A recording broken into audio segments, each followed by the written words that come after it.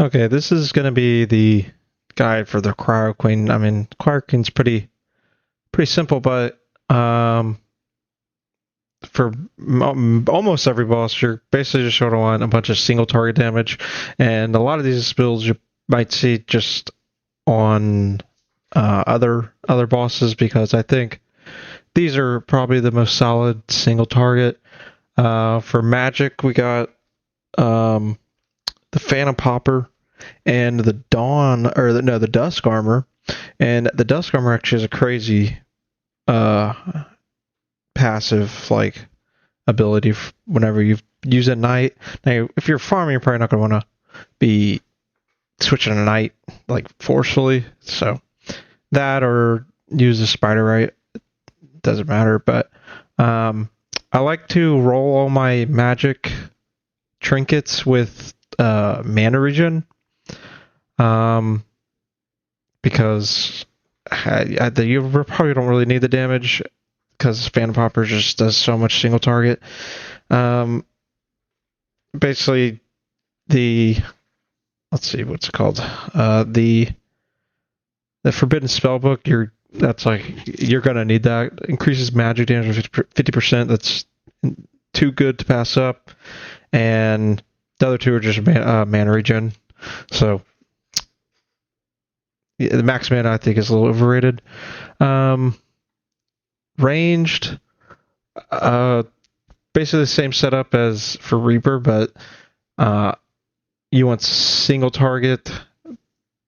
But since Cryo Queen doesn't say still, then the Blood Bow or whatever it's called, it's probably not going to be very good here.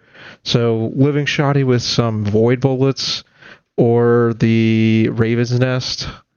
Raven's Nest does so much damage, so that's a really good option. And Living Shoddy just heat seeking does good damage.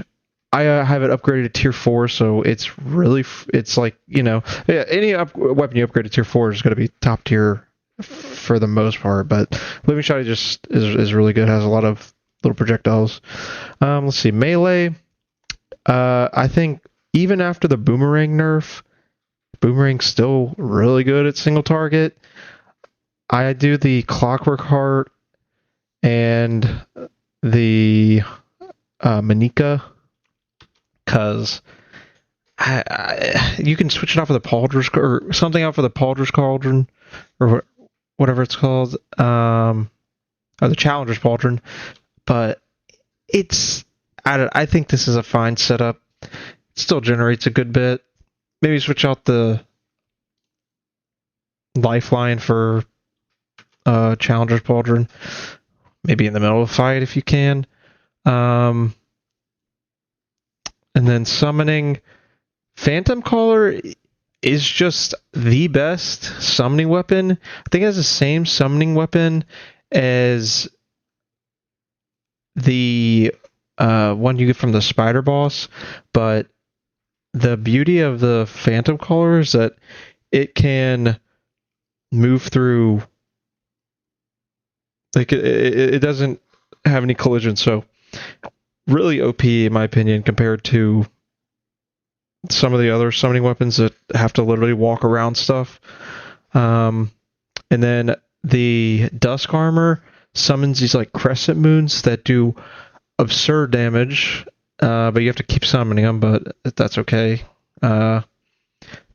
Just absolutely crazy damage. And that's, I mean, most of these setups are usually might just go to. And then, I mean, you can do Blink Scepter or Zephyr Boots, but that doesn't really matter. I mean, it's a pretty simple boss.